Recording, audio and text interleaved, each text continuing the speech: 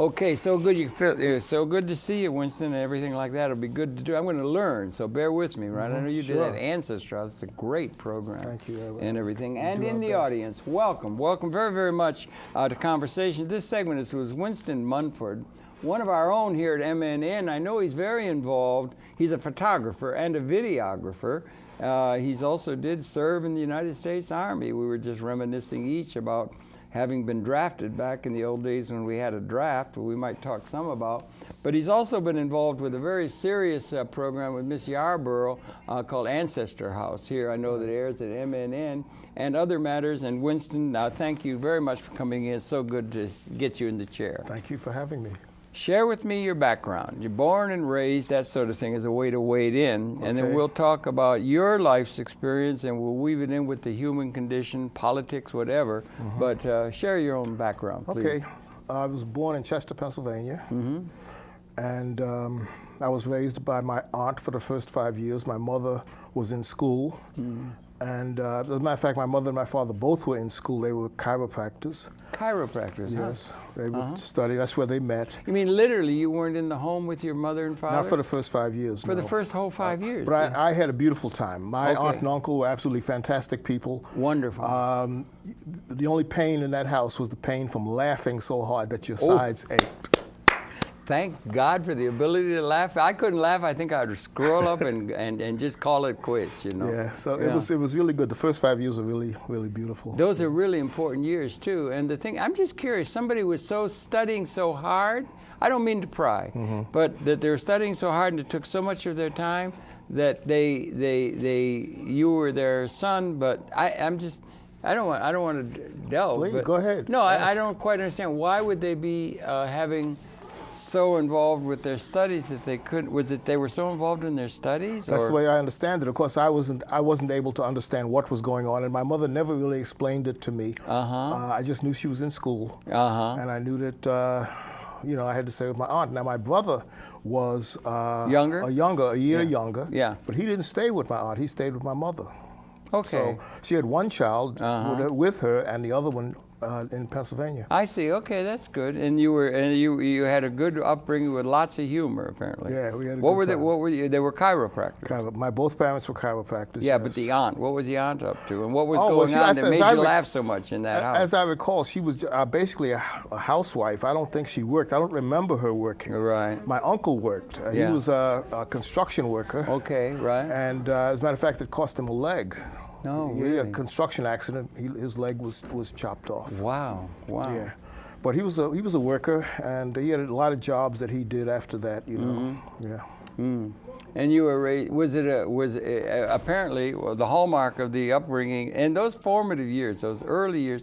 I think we come out of the womb, we're ready to learn. I think it's all downhill in terms of when we first come on the scene, born. We're learning so fast, and we don't pay enough attention to the fact that kind of learning and imprinting and all that stuff's going on as we probably should. But you know what I mean? Yeah, I know so exactly the first what you 5 mean, years yeah. was a time where you hardly had a chance to do anything but laugh, I understand, right? Well, we had we had a lot of fun. I had 3 cousins, female cousins. They were like sisters to me because we were all raised up in the same house. Yeah, okay. And they were all much older than I was. Okay, they take good care of you? They took excellent care of me. You were spoiled, right? I was You were spoiled. spoiled kid. Me too. I had 2 older sisters. They spoiled me rotten. That accounts for it all. Yeah. Okay. But you had, okay, good, yeah. And you were in Chester, Pennsylvania. Is there a West Chester, Pennsylvania? There is, I think. I've never been there, but it's not right next to Chester. I don't think so, but I really don't know. I go to Chester, and that's the only place I'm going. I don't pay any attention to except for Philadelphia. I have to come through Philadelphia to get to Chester. I see. It's about 15 miles from Philly. I got you. Yeah. But I very seldom pay attention to the other places because I don't have really time to go there. When I was young, I spent a lot of time there, but I was so young, I don't remember. And then when I got older, you just don't have the time to go out and explore. The only reason I say is we both were drafted in the United States Army when they had a draft. Young men viewing, they did have a draft where you were drafted into the military, and they drugged me away for 2 years. I had to go into the military, and they don't have that anymore. It's interesting that they don't. But and you did also. Yes. I didn't think you were old enough. 1965, I got drafted. Yeah. See, I was surprised. I thought you were about 30 years old because you look so good. Must be all that good, clean living. I'm a post-World War II baby. Wow. You Yeah, really I was look born in good. 44. Man. Yeah, you look good. Anyway. Thank you. Anyway, I had my best friend. My best friend was in the Army. I was a private, enlisted man. Got into trouble all the time for hijinks. Was a small Jewish fellow named Ronnie Hochberg, and my other one, what was his name? I can't remember. Younger, and he was a boxer. He was a black guy, right, from Westchester, Pennsylvania, and he won the heavyweight boxing championship for the Antilles because he fought on an boxing, right? And he was a dear friend of mine in the military. That was 1954. Okay. Yeah, see, so it goes way back. But anyway, Westchester rings a bell because that's where he was from. Anyway, so you're a photographer. I am. When did you pick up on that? How about the education? Did you get educated in a normal public school thing or what? Yes. Yeah. My mother brought me to New York when I was 5, and I started grade school in Brooklyn. P.S. I think it was 27. How'd you like school? I like school. You did? Yeah, When you were young? I used to go all the time. I never played hooky. You I did? enjoyed it. It was fun. Yeah. I didn't do as well as I would have liked. Yeah. Because I don't think I applied myself as much as I learned to do later on in school to really apply yourself. But I hadn't learned that yet. I was just having a good time. Do you think if you were in that home, I'm thinking of the home environment coming out, you're laughing out the door, laugh, that was a good one, laugh, and really like smile. Look at that smile, ladies and gentlemen. Look at that. You're laughing, and you go into school, and you got to sit down and remember to do, like that. It might be that would be an environment that isn't so spontaneous, the school, because they're trying to, in a sense, whip that out of you. They're trying to get you to sit up straight, no chewing gum in the back, all that kind of stuff. Yeah. But you fit in okay then, right? Yeah, Even though you came from a friendly, it's got to be friendly if it's funny. Yeah. Right? You know what I mean? It was very friendly. Because okay. But you like school. I like school, yeah. And you studied, yeah? I didn't. I never did. I never liked school until I got to university and that. But, okay, that's just all kinds of different kinds of... Did you fit in well into the Army? Yeah. I didn't like the Army. You did not like it? I didn't like it. I seriously didn't like it. Yeah, seriously. Because they tell you what to do, and you got to get up at 4 o'clock or 5 o'clock in the morning, and there's no women. Yeah, that's another great big thing, post. particularly for young men. That's a big thing, isn't it? You know, like that. It's constant like that. But then they don't like hijinks. They don't like joking around. Right, they're very serious. Well, lives are at stake. I had done a year of college when I went in, and the day I went in not with a Mickey Spillane novel, as you should do, or something. I had a book on torts. I was thinking of being a lawyer. So I was probably out of sync and everything with what is expected in those ranks and everything. And I got, with alarming regularity, what was called, you were familiar, an Article 15. All the time. They were coming down like raindrops in July. Yeah, I almost got Article 15 one time. One time? Yeah. I got them with alarming regularity for hijinks. And I used to try and explain to the sergeants, I was just a private. I say, why don't we just do things democratically? It doesn't work. Shut up, dump, shut up, that kind of thing and everything. I didn't like it. I don't fit into the military thing, But you seem to be able to fit into a nice spontaneous home setting and also a military one. It was good for me. You don't have to enjoy something for it to be good for you. That's interesting. Okay? You think so? Definitely. I'm of the opinion that everybody, man and woman, would benefit by being in the military.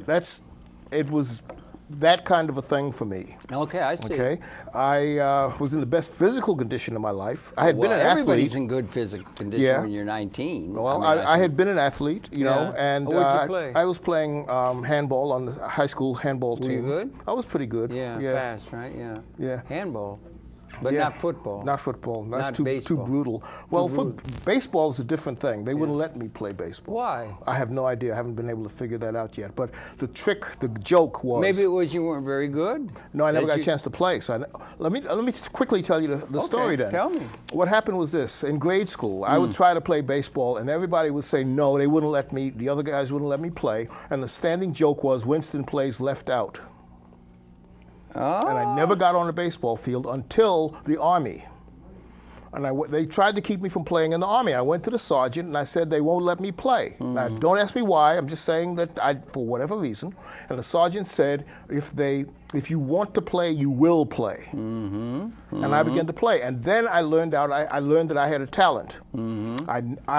This may seem hard to believe, but I got a hit every time I got up. How can you bat 1,000? You can't bat 1,000. Not even Willie Mays batted 1,000. I could put that ball anywhere on the field I wanted to. Really? That's what made me so angry afterwards, that I was denied the opportunity to play. Wait a minute. In the terms of the way the world's set up, if they're picking teams, you say, I want him because he hits home runs, I want him because... And they would pick you if you were really good, they would pick you first. To have you on the team so that their team would win. If they've never That's seen the logic, right? If they've never seen me play, how do they know? They've never seen you play. Oh, you're talking about a situation where you're coming upon some strangers. No, I'm talking about in the 8th grade, 7th and 8th grade. I remember it very clearly. Well, everybody knew you. Yeah, but they would have let seen me you play. how you could throw the ball and how fast you could run and everything? They wouldn't let me play. That's all I remember. And you have no remembrance of why? No. Same thing like in the Army. I don't know why these guys didn't want me on the baseball field, but it was the sergeant that did that. He said, if you want to play, you will play. That's and really I was good. And I kept, my goal was... Do you ever think if you're really good, you're too good to be on a team because the team is mediocre-minded? I mean, as a metaphor for society. I never thought of it that way. As a metaphor for society. I never thought of it that way. Like Vincent van Gogh painted all these wonderful paintings, but the people in the Academy said, that's crazy. That doesn't make sense according to the way we see things, you know. Right. Or advanced artists can get into that, you know. But he saw something that nobody else saw. Unfortunately, he didn't really live... But he couldn't get a painting into the museum like you couldn't get on the ball field. Right. Maybe because you were too good. Do you think you get 86th or you get outed because you're good, not because you're bad in society and the way it's set up? I don't want to. I really don't want to say why I think I was. It wasn't because of your race. No, that had nothing to do with it. It didn't. It has in many occasions. No. I have a friend of mine, Maggie. You know Maggie? Have you come to our parties? You know Maggie, my I've been to your parties, several times, but I don't know if I know Marty. Maggie. She's my Okay. friend, roommate and everything. And she was a really good athlete as a youngster. And she also, she had strict parents and everything, but she had to be dressed like a girl because she was a girl, right? And she had to dress, and she came to a thing and they picked a ball thing. And as they were picking them, it finally ended up, okay, you're I don't want her. And they had to select her as a person. Nobody knew her, right? She was really good. Nobody knew that. And so they're there. And I would love to have film of it because they're there. And, people are hitting balls and everything. And then it comes up and she's at bat. And she had horn-rimmed glasses and all this, the nonsense. I don't know, 12 or 13 years old. Horrible time and everything. But she went up. And they threw one strike, and then she hit it, and she hit it right over the center field fence line. And they were thunderstruck because they thought, a girl. Girls would be picked last whenever you were picking games because they just assumed they weren't right. Same thing happened with blacks. They used to have slavery. They used to have slavery, for crying out loud, and everything. But it wasn't that. It wasn't a racial thing with you. No. And it wasn't because you were too good. I can't see how, because like I said, they never gave me a chance to play. You never did get on the team after the sergeant got you on the team? Did you hit it out of the park? No, I hit it. I tried. You can't have hit it every time. That's the way I remember it. I don't ever remember missing that ball. It looked as big as a grapefruit. I don't see how you could miss it, and I could put it anywhere on the field I wanted to. Are you not telling tales out of school? No, I swear. Oh, wow. Okay. That's the way it happened. Yeah, but nobody bats 1,000. What can I say? Maybe they just had bad pitching. Oh, right. Were you playing softball or hardball? Yeah, we were playing softball. Softball's a pitcher's game. Yeah. Pitcher's game. If you got a good pitcher, that's it, brother, in softball. Well, maybe they had a lousy pitcher. I don't know, but I'm just telling you, that was my experience. Cedric, you know Cedric Harper. Yeah, Cedric's great. He's a pitcher. It's all a pitcher's game. You might as well give up if you got a really good pitcher. Well, I guess I didn't have a good pitcher. Yeah. They didn't have a good pitcher. But you got into the Army. You liked the Army. You liked school. Well, I didn't like the Army, but I learned in the Army. The Army was a fantastic place for me. There's a thing called tough love. Do you believe in tough love? That it's good to really put the screws on somebody so that they'll get straightened out and straighten them out? If it works. Structure. If it works. The need for structure seems to be for some people rather than some people others, need it. Yeah. I don't feel I needed it. I had structure already going in. Well, if your family was laughing, you had structure. If it was good laughter. It was all good. Yeah, it used to tickle me a lot. Yeah, right. And you see, you fun. got a great sense of humor, and that's really important. But I'm saying you didn't need tough love. I don't think so, no. I mean, look, I was the kind of guy that I was almost never late for school. Never late. I never missed a day. I was having a good time learning in school. I enjoyed it. I was sorry I didn't apply myself more. I learned that later, but I was having a good time. And then I went to high school. I went to High School of Music and Art. Where? In New York? Yeah. That one that they made the one that was on top of the hill. No, is that the one about the movie? No, that's performing art or something like that, I think. One at the top of what hill? It was 135th Street and Convent Avenue Over up in near Sugar City Hill. Hall.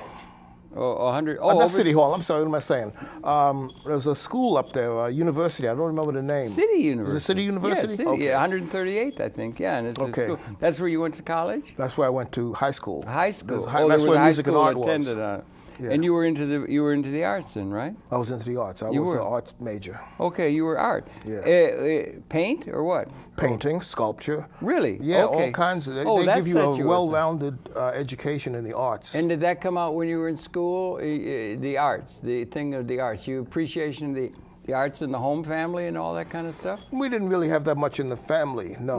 My mother encouraged us, my brother and I, to do whatever we wanted to do. She told us very early on that she wanted us to start businesses because they were in business. They were self-employed. They were entrepreneurial. Yes. What kind of work were they doing? Chiropractors. How what? Chiropractors. Oh, chiropractor. Yeah. Right. Your parents. Yeah. That was in New York. That was in New York. Okay. Brooklyn. Yeah. Right. So they encouraged me to. They wanted me to be self-sufficient and employ myself, and that's what I tried to do. You know. And when you came home and you said, "I think I want to be an artist," usually, if you say to somebody, if you were in a middle class, upper middle class family or something, lawyers and whatnot, you go, "Daddy, I'm going to marry a man. It's a woman. He's going to be an artist," and they would shudder because they would say that means you're going to be dirt poor all of your life family. Because there's no room for the higher callings in our society, and no chance. Take up accounting. You know what I mean? It didn't happen to you, and that seems to be what the school's all about: is to teaching you to be something that's going to be fitting you into where you can make a living. Well, my mother told me that you're going to have to earn a living. And if you can't be an artist, you better have something to back you up, okay? When I was in art school, I took courses like technical illustration. It wasn't like being a painter or anything like that. No. You had to deal with reading blueprints and things like that. Were you good at that? I wasn't as good as I needed to be. We had some students in that class that were absolutely amazing. I know what you mean. I saw that, and I knew that wasn't my strength, you know? But at least I learned to read blueprints. Yeah, I think the only C I ever got in high school was in mechanical drawing, they call it. Hopeless. They'd give you a nut, and you're supposed to draw it with the things and make it look like a nut. Yes. I really tried, and I just could not do it, you know. Yeah, well, I could do it, but I couldn't do it as well as some of the other students. Yeah, you know, we had one guy in particular that was just amazing, and I said, well, if that's going to be my competition when I get out of this class, I don't think I'm going to make it. So you see your fellow classmates as competitors, your fellow human beings as competitors. Do you see it that way? Not as much as some people I know. Yeah, okay. You know, everything is competitive, especially if you're going into business. Okay. Business is highly competitive. It's a cutthroat situation. You really there think were no rules. Yeah. That's been my experience. You're in business. I was. There were a lot of evil people. Really? In business, yes. And I mean literally evil. You believe in the idea of evil, right? They're not exists. people under circumstances. It exists. I've confronted it so many times. I've had it happen to me so many times. I'd be a fool not to believe it. There's a saying, money's the root of all evil. Do you think there's anything to that? The lack of money. Lack of money. Could also be the root of all evil. Lack of moneyitis. That's a real bad thing that's going on in that for most people, and that's the real problem. Do you think it'd be good if everybody had as much money as they wanted? No, let's say needed, and to meet their needs and their reasonable wants. That would be great. A world like that would take care of a lot of the problems that exist, and that evilness that you talk about comes out of the fact that they don't have a system that allows that to be characteristic of the human society for everybody. That's a strong possibility, yeah. Okay. But I don't know if that's the root cause, at least in my case. Yeah. Like I didn't understand why I couldn't play baseball. I don't understand that yet. I don't understand why the things happened to me in business that happened. Were you odd or something? Did you have I had dreadlocks. You had dreadlocks. Well, maybe you scared them, right? I don't know. think they're handsome. I worked for a certain company for 5 years. Yeah. You know, they knew me well. I never had any problem. I always did my assignments on time. I never had to reshoot anything. Okay. You're talking about the photography. The photography, okay, yeah. And there's an unwritten law in Madison Avenue that if you can survive for 5 years, they will support you. They will embrace you because you've shown that you can operate a business. Yeah. Okay. And I survived for 5 years, and I got called in. You survived with something you started yourself, or at an agency or something? No, I was self-employed. You were freelance. You were I was freelancing? a freelance, yeah. And you had that's a business. That's right? a business, yeah. Doing photography. Doing photography, You commercial had to pick photography. Up the when did you pick up the photography? In the Army. In the Army, you did that. That's how you learned that in the Army. But you had also done art. Yes. And you've done some sculpture, or done some sculpture. Do you still paint or not? I don't do it anymore. You don't no. do it, no sculpt or anything no fine art like that, except photography. Just courses photography and art. and video. Yeah, and you learned that in the Army, right? I learned the photography in the Army. I had a friend who had a chance to buy a camera, right? But he was married and had a child, and he said, I can't take my money and spend it on a camera, but maybe you might like to have this camera. Right. And I went and I looked at it, and it was a Minolta with 3 high-speed lenses, a flash unit, a tripod. I had a car. I gave the guy my registration as collateral for the camera, and I took the camera. My friend then took me in a dark room and showed me how to process film and make prints, and then I started selling them. And soon I had enough money to go and get my car back. No kidding, that's a success story that I would like to have the option to make the movie for. Who would play you? Denzel Washington? Why not? No, okay, yeah, but anyway, the You'd thing have is, to grow dreadlocks. That would be, yeah, you'd have to grow dreadlocks, right? A good idea, yeah. But anyway, that's really it. So you picked. So you what kind of pictures would you make that they would be able to sell in the broader market? You go out in the field. And you'll see the troops out there. They'll be setting up their tents. You're in the Army now. Yes. This when you're. And that's I'm in the Army. And that's when you got the camera in the Army. In the Army. Well, didn't you get all those high rate of wages that you get as a private in the Army? You got a lot of money to spare, don't you? Not really. Oh yeah, right. That's a joke, son. Yeah, I know it is. Yeah. No, but it was there that you did it. And what kind of photographs? You're in the Army when you're taking the photographs of what? Of the troops, the soldiers in my company, in other companies. And you would just sell them individually photographs of themselves? During the day, I would go out and photograph soldiers. And then I would find out what company they were in, and I would make prints, and then I'd go to that company, whatever it was, company A, company B, company C. I go into their barracks, and I would have the pictures, and I would just start selling them to the guys there. Oh, well, good for you. I think that's a great idea. Now, did you have them pose for the picture? No. Or you just took them? I just took the pictures. What do you call that when you do it? It's just ad lib, or it's like just taking pictures of them. Yeah, I forget the word too. You know, maybe it'll come to us. You know, but it'll come spontaneous to us. It's spontaneous. Maybe that's the word. I'm not sure. But anyway, you'd just be taking in real time of what they're doing, and then you would show them a picture, and they might like to have a picture to show home to mother or something like that. Always, it never failed to sell. How did you do your pricing? It was cheap.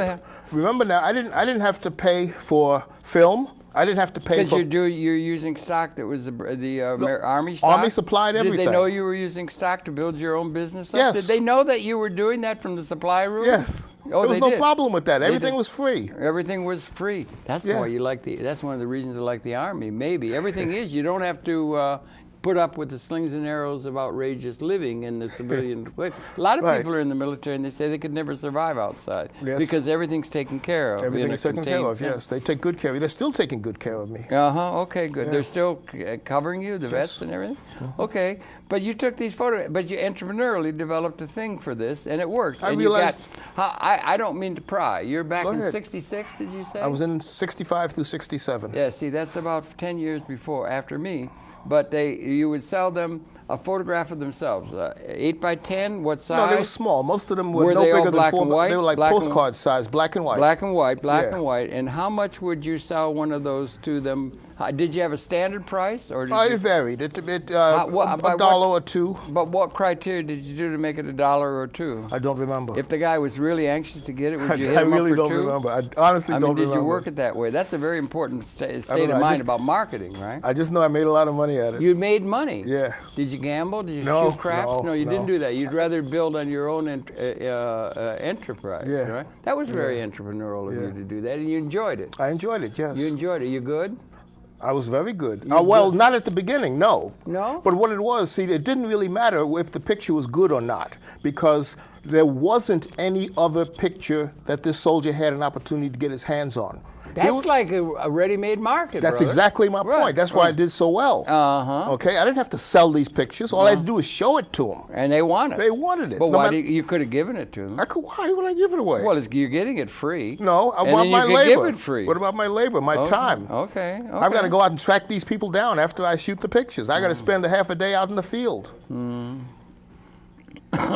Okay. That's an interesting thing, and you were doing that, and you did it, right? Doing, yeah. And you did. So then, after you were just a couple of years in the Army, and I that spent got 2 you going. years, You got the camera, you brought it home with you, and that. Yeah. And did you go right into photography when you got out into the? I was bitten by it.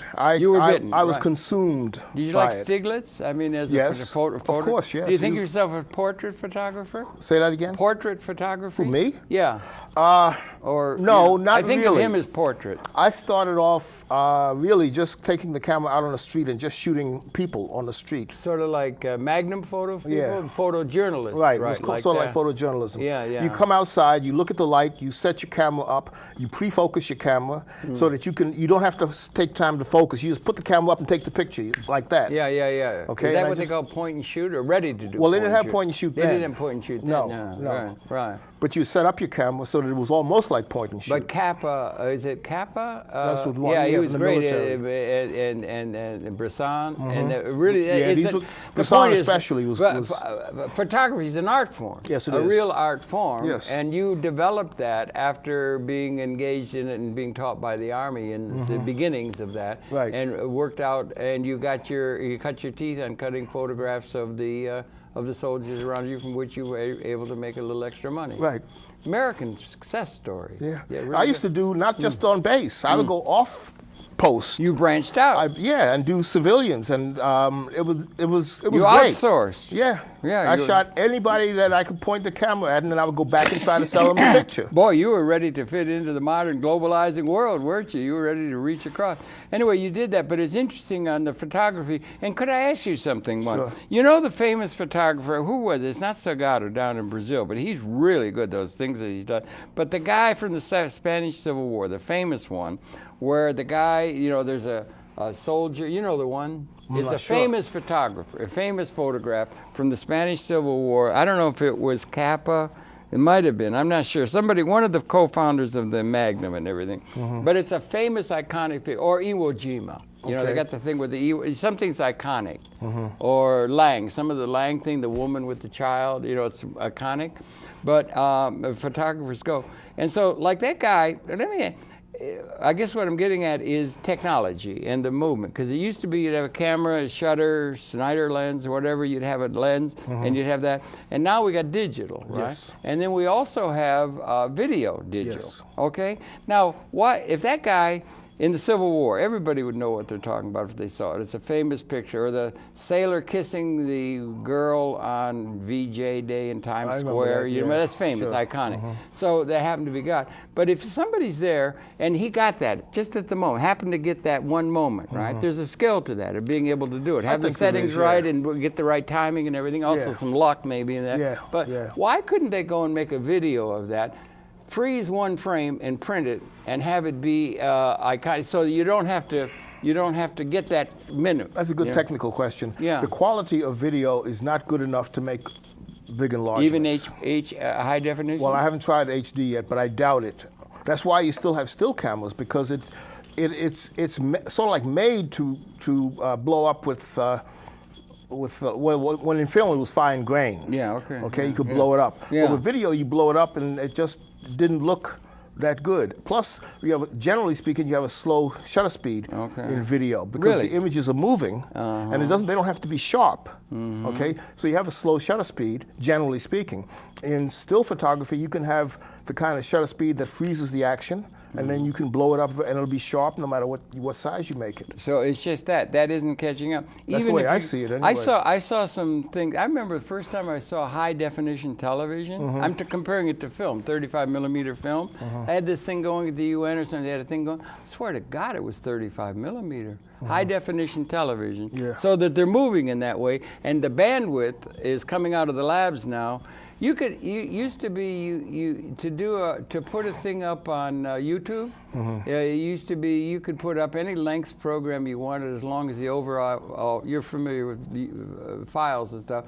As long as your file was less than 100 megabytes now, right? Then they changed it down to where you could only put up 10 minutes. This is relevant to the people in television, and they've now got it down to where. You put up 10 minutes, and the bandwidth is permitted. I saw it there was unusual. You could put up a file that's 24 gigabytes. You understand the difference? For a 10-minute clip, that it used to be you could set up an hour, 2-hour film with 100 megabytes. So the point being is we're going to be swimming in bandwidth, and high definition things are going to be coming. Do you think we'll ever get to that point that can put photography, still photography, out of the picture the same way the New York Times is being put out of business? I think so, yeah. You do. And it'll be because they got that quality question down, right? You see that coming. I see that coming. So I note in your resume you're also a videographer. Yes. Sort of smelling the times, or just testing the wind, and saying things are moving in that direction. Yes. Soon. It's right now. You know, I shoot DV. Yeah. I don't shoot HD. It's just standard definition. For me. Yeah. But in video now. In video. Yeah. Fortunately, right now I don't have any clients coming to me asking for high definition yet. They will. When the day comes, you know, then I'll have to go out and buy an HD camera. Yeah. Is there a big difference in your view? Well, it's a big price difference, I'm thinking. What you picked? You had a particular camera you told when you were in the Army learning. Yes. What was it again? It was a Minolta SR7. Good camera. Very good camera. Did you come to love it? I came to love it. Yes. Like a rifle? I never learned to love a rifle. But I just you were learned an to shoot expert. it. You told me I you was were an expert. Yes. You were an expert. That's good. Yeah. Well, I won a 3-day pass. For being an expert? Yeah.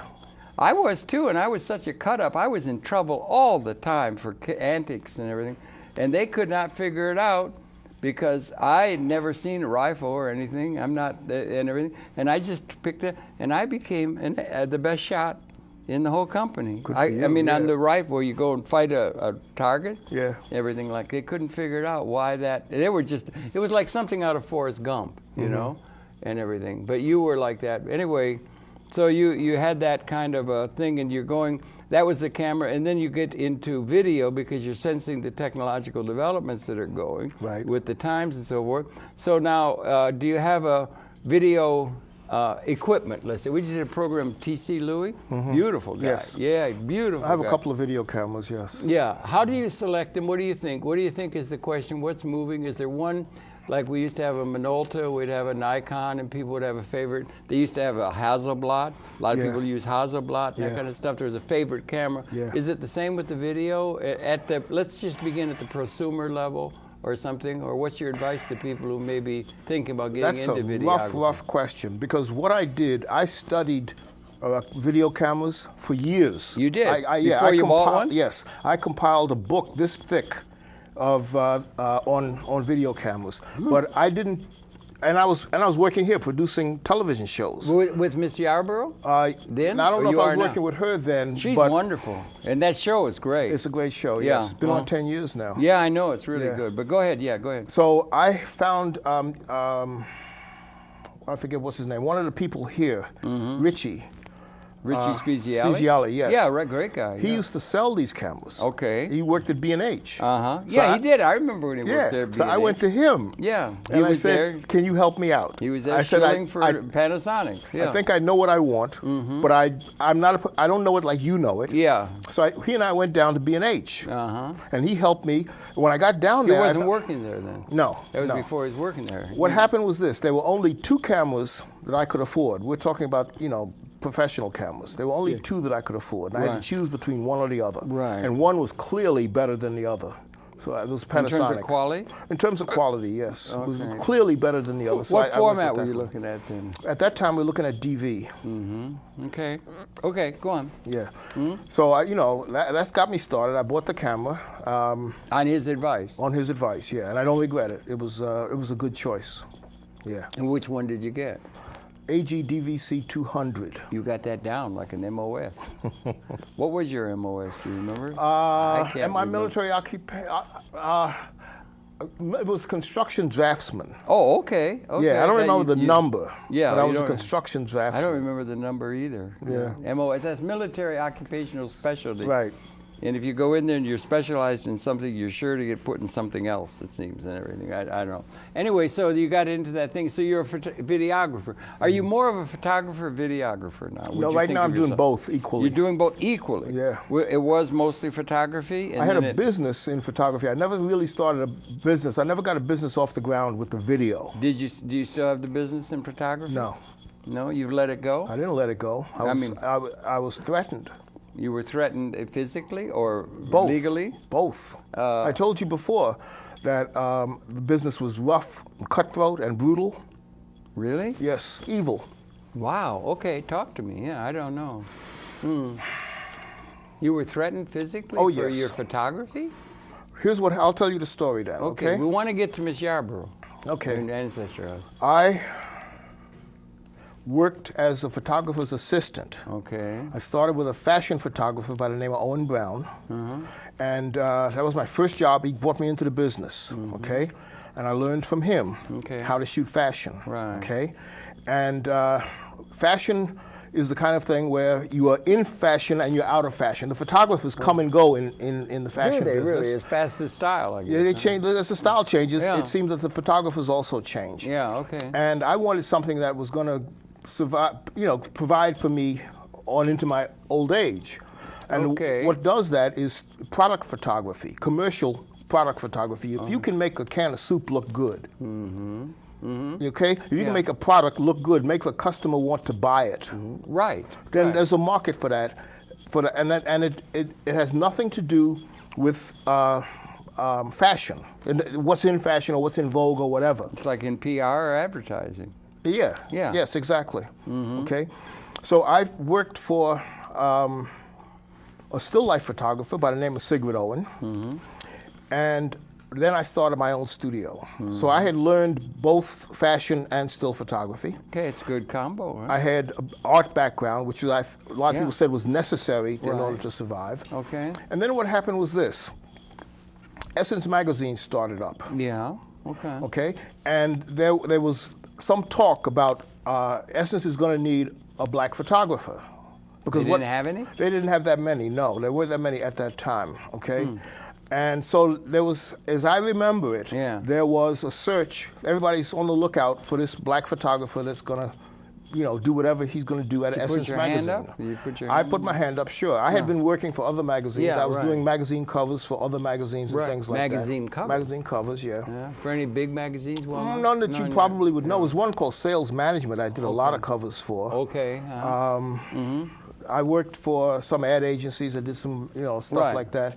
But when Essence came along, I took my portfolio over there, and I got a job. Good. I got a job shooting pictures of products. What was it? Mostly what you call makeup. Okay. Okay. Lipsticks and hair styling creams. It's a huge market. All kinds of stuff. And I used to shoot that, and they would put it in the back of the book. They would run like maybe 6 or 8 of my photographs. I don't remember, but it would run every month. Okay. Okay. And this went on for quite a while. Okay. And I saw other photographers coming in and being pushed to the front. They were getting full page, double page. They were getting covers, and they had buried me in the back of the book for quite some time, maybe a year and a half. And I couldn't get out of there. So I went to one of the powers that be at the magazine, and I asked, why are you not giving me a chance to move up? And they realized that they were wrong, and they started giving me stuff to do, full page. And they gave me a food shot, a double page. I worked my way up to a double page food shot, which one of my friends said was the best picture that he had ever seen run in that magazine. Wow, what was it of? What was it of? It was just food on a table. But just a setting, like a Thanksgiving table or something? Yeah, like something like that, yes. Yeah, in double page? 2-page spread. Okay. Yeah. The best photograph of food ever? That's what I was told. That's what a friend of mine said. That's pretty amazing. That would be quite a bit. I was good. Yeah. Okay, good. Okay, you are good. Yeah. Okay. There was one thing that was a test. If you could duplicate yourself. If you could take a photograph and then come back and duplicate it the next week. Right. And I did that. Yeah. I had consistency. It was consistency. Okay. I came back and I duplicated the 2 shots. Yeah. One was a shot where I think they had unhealthy food, and in the other shot they had healthy food. Okay. And the 2 shots were almost identical when I shot them, even though I shot them weeks apart. Okay. Okay. That's a test. If you can do that, you're supposed to be considered good. Okay. Well, anyhow, after I did this double-page spread, they fired me. Why? Did they give a reason? No. Or what was the reason? I never found out a reason. As a matter of fact, they called me names. It seems like the thing with the ball game in the beginning, and they didn't know why. I can't. How can I say? They did not give me a reason. They just fired you. Yes. Just on the spot. On the spot. Maybe there was just a problem with income. They didn't have enough money. They had plenty of money. They just didn't like to pay it. Well, that's probably a lot of people who have money don't like to pay it. That's how they got it. They would hold your money for 6 months. Wow, your paycheck? Well, that's pretty grim. That's what they did. You could get very hungry in 6 months. You lay out the money to shoot the shot, whatever it costs you to shoot it. Yeah, you got to get to the place and get the lights and get everything done. Buy the film, process the film, on and on and on, whatever. Pay for props or whatever, and then they wouldn't pay you for 6 months.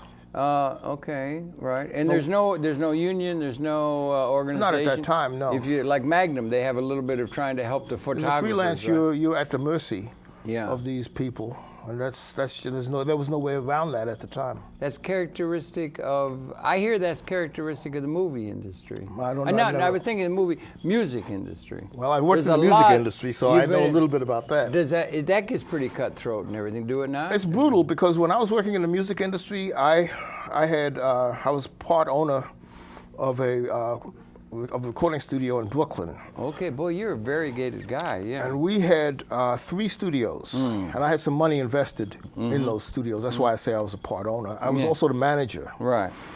And what we used to do was rap hip-hop, for the most part. We did a lot of rap hip-hop. That is so huge. It's everywhere, all over the world. Yeah, but people don't realize that rap hip-hop is done by criminals. If they realize it, they don't act like they realize it. And so here you are in this environment where the doors are locked. You're in an airtight space because your recording studio is soundproof. With a lot of criminal mentality. With a lot of you guys coming in there with guns. Okay. Guns, yeah. Yeah, and guns. Yes. They're walking around with guns, life wearing guns. This is the clientele because they're drug dealers. It's drugs. There's a lot of tie-in between hip-hop and drugs? Yes. Is there? I don't know. Yeah. Right. We had an engineer, a very good engineer, and they respected him. And what he would do is before the session... If they respect, that makes a big difference. It makes a big difference. Then you could become friendly with them. Right? It's hard to become friendly with them because they're not interested in that. But then that means they don't respect. They don't have any respect for anything. What do they respect for? Money. Money. That's it. Well, that makes them all-American boys, doesn't it? Yeah. Jack Armstrong, the all-American thief, or bankster, or money. Whatever. Yeah, that seems to be the major thing that motivates human society is money. You think that's true? Well, it's certainly true in rap hip hop. Something else, in rap hip hop. It's certainly true. I know it's huge and it's great and it's a great art form. I can't understand what they're saying. I've tried. I've tried to slow. Some guy's coming out and doing, and I slow it down or something. I just don't know. It's like another language. You can understand everything they're saying. It's like poetry or something. I couldn't understand it. There was a lot that I couldn't understand. Okay, but it's very big, right? Yeah. And it's a huge phenomenon. Yes. Got started when? About 70? God, I can't remember now. I'll tell you the honest truth. It was from sampling. A lot of sampling on the back of trucks and stuff like that. Yes. And a lot of creativity there. A lot of creativity with the hip hop people, right? Yeah. Yeah. So what happened? You ran into some trouble with them? Oh yeah, you can't help it. Same as in photography, same as on the ball field? It's a different kind of trouble. Different kind of trouble with the hip-hop crowd? Yeah, because, if you're trying to run a studio, a recording studio, and you have to have a button underneath your desk to signal for help from the police department in case these guys get out of control. And there were certain people that when I knew they were coming to the studio, I would check the connection, make sure the button is working. And I would tell them, if I ring this bell, be calm because I'm in trouble. I would always tell them that before these guys got to the studio. Did you ever have to ring it? No. Well, but you felt better having that button there? I felt better having it there. It's like an emergency. It didn't stop them from robbing us and stuff like that. They would rob you? I couldn't get to the button. They couldn't. So you got robbed and everything like that. That's really something, man. I do hope you do have that option on your life's movie worked out with Spielberg, or whoever's going to do the film. It's really something like that. But that's really interesting you could do that. So you got into that too. Yeah. You've been very entrepreneurial, young man. I've been trying. You but are entrepreneurial. I've met a lot of resistance, more resistance than I could have ever expected. I've had the police make death threats. They told me to get out of town at one point. Why would the police be on your case? That's another story. Because you wore dreadlocks? No. No. This started when I was. You look? No, yeah. I was in a street gang when I was a teenager. You were? Yes, in Brooklyn, Red Hook. Did you ever get in a fist fight? Oh, got into a lot of them. Okay. Yeah. It was. I never did in all my life. It was a gang I never had a thing. fist fight. Well, in the gang, you have to fight. Okay? I never had one. No, you had to fight. Oh. The fight was what it was all about. Okay. Okay. Fight or flight, you know. I mean, Yeah. I would want to try and talk myself or joke myself out Oh, of yeah, some you do that if you're outnumbered. Also, I like everybody. Do you like everybody? Or do you have a No. lot of people you don't like? I've met a lot of people that I don't like. Believe me when I tell tend you. to like everybody. I think I want to like everybody. I don't have that much energy or time. Okay. Okay, I met too many evil people. Evil, see? Yes. You said met that too a number many. of times. I don't know. Evil. Yes. Evil. Okay. Okay, I'll give you an example. Here I am as a teenager, and I'm in a street gang, and I may or may not have a weapon on me. A weapon, like we used a to knife carry or a weapons, shiv knives, and stuff like that. Yes, it was common. stick? You could have a yeah, stick? whatever you had, but you always had to have something handy. What we used to do, some of the kids, I never did it, but we had one guy used to rip the car aerial off a car all the time, and he would open that sucker up and he would beat people with it. You could whip the bejesus out of somebody Yeah. with it. Boom. That was a ready weapon at that time. Yeah, you know? but that'd be to intimidate somebody, right? Well, no, it saved your life. You could, If you didn't have a weapon. Thing. Yes, like if you didn't have a weapon. Okay. That was See, what it's a lot different of way people thinking. used. I never thought. Okay, yeah. Okay. Yeah, there was a saying that's better to get caught with it than to get caught without it.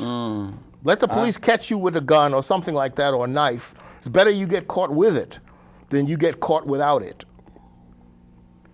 Well, I've never been in that frame of mind, you know, and everything. So, okay, that's interesting. That's really interesting. You've been through a lot then, really, everything. So you think of yourself now, and we want to get to Ancestor House. Sure. Okay, if you don't mind, okay? I don't mind. Because you are an interesting fellow. We could talk to you for hours and hours. We got to talk. We got to go Let's around go the to corner and have some Ancestor House. coffee or something and talk more. Okay. Who and do you we want to know? become friends, okay? Okay, yes. You know the movie Casablanca? Oh, yeah, one of my favorites. Isn't it a good movie? Yeah. It's really good, and at the end, the fascist, she goes off. She's so gorgeous at that time. Ingrid Bergman goes off with the leader of against the fascists on the airplane, and at the end, there's Claude Rains, and then there's Humphrey. Bogart was round up the usual suspects. I don't know the names of anybody that's in the films anymore. I don't know don't who either. the hell they are. Right, Anyway, but he either. was there.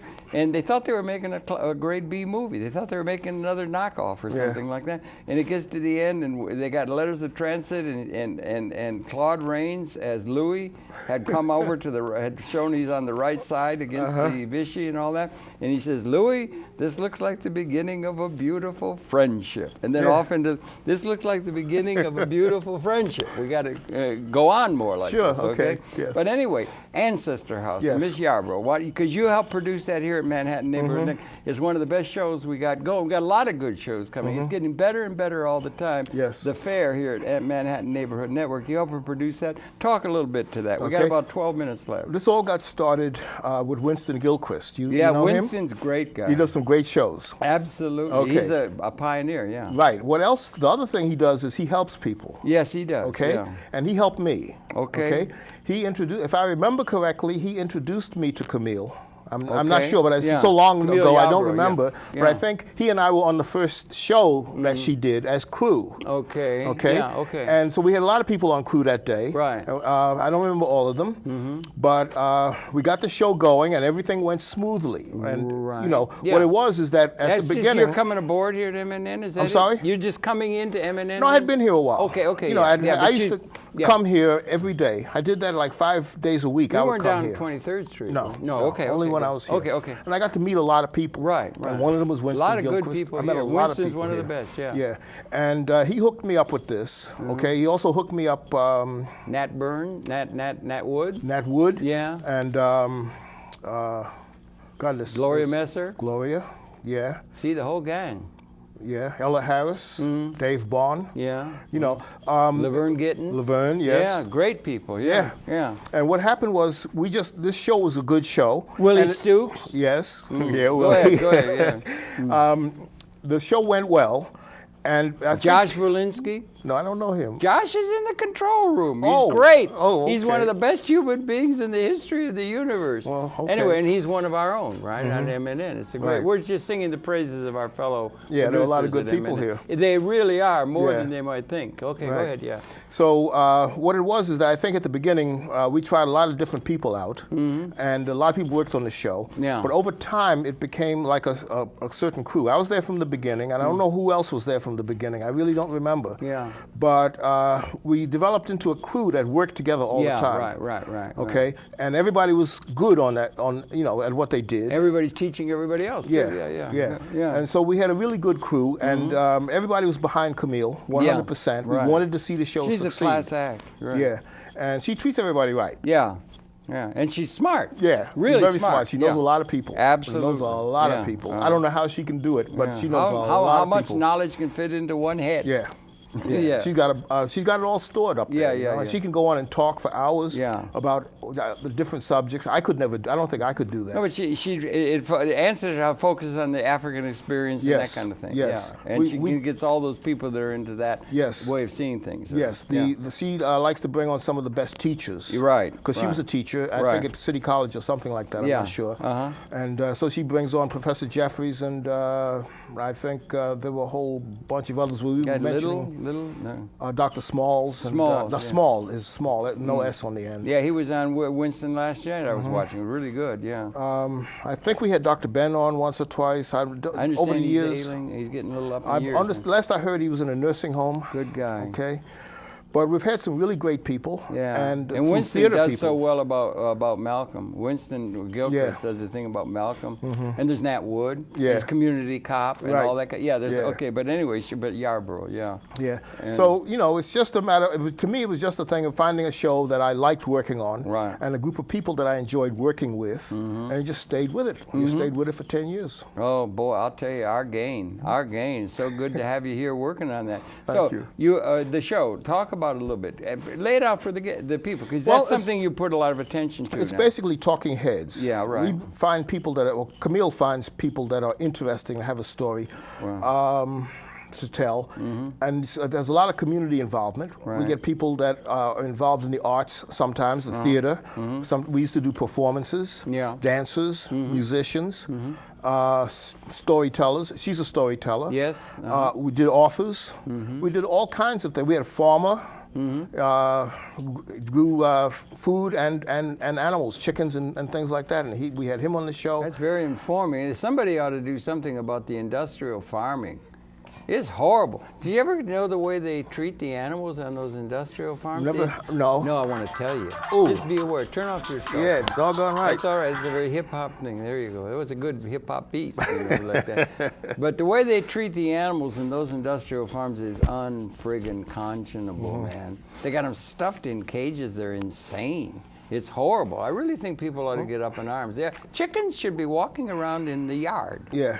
You know? Well, they have a chicken place in my neighborhood that sells live chickens. Yeah. So you go in and you pick out the live chicken you want, and they kill it and pluck it and give it to you. Yeah. But I'm talking about the factories where they turn out eggs, and they got 4 crammed in a cage. They have no way to move. They can't do anything, and they're insane. But that's what I've seen. That's why. Well, you're a popular fellow. You're getting a lot of calls, right? Turn this thing off, though. Come on, what is going on here? You don't know how to work the technology? No, I just didn't expect it. But calling again. There we go. I got it now. Okay.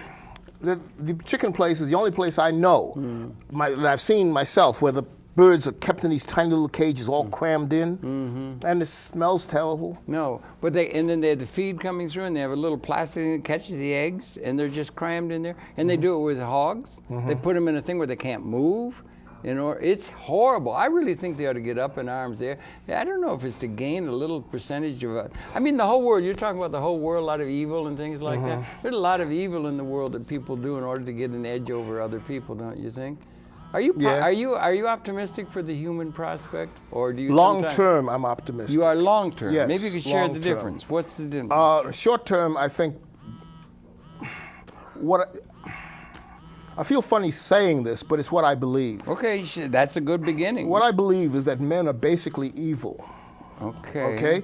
Okay? Anytime you see 2 or 3 men together, something's being hatched. Are you making a distinction between men and women, or are you making mankind? Women are different. Women are different. They are a different breed They of are cat. not evil. Yeah. Women are not evil. Okay, I've never had. I've met very interesting. few evil women, but I've yeah. met so many evil men. Really? So many. Huh. Okay. Yeah. You know, and all we do is kill each other.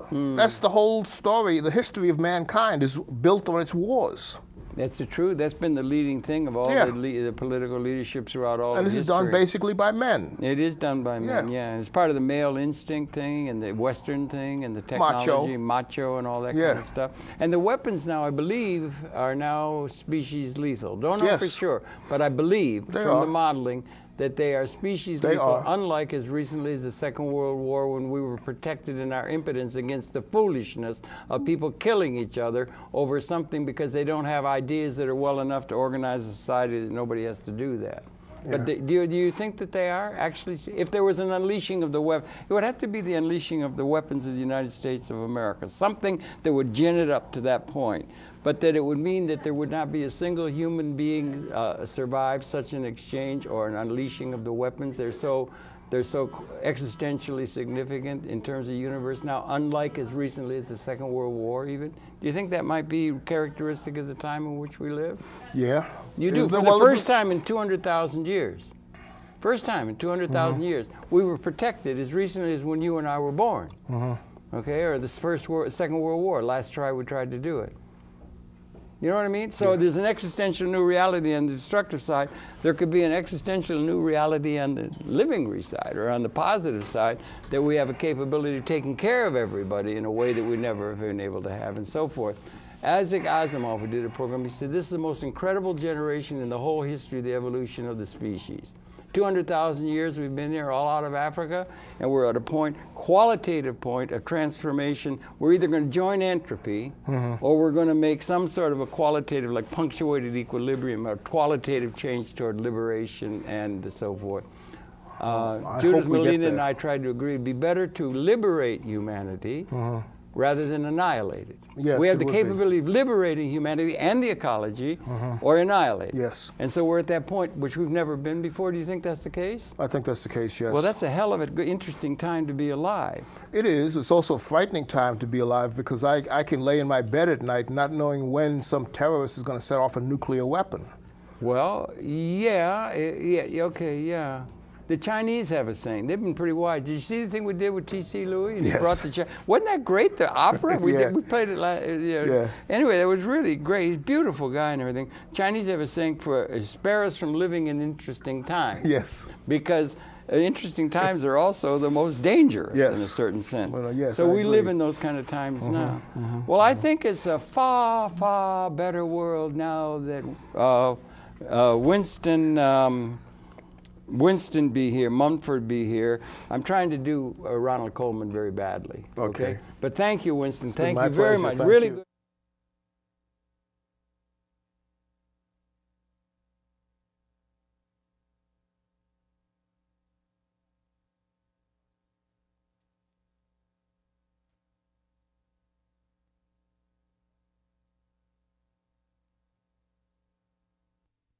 Species lethal. There was Fuller.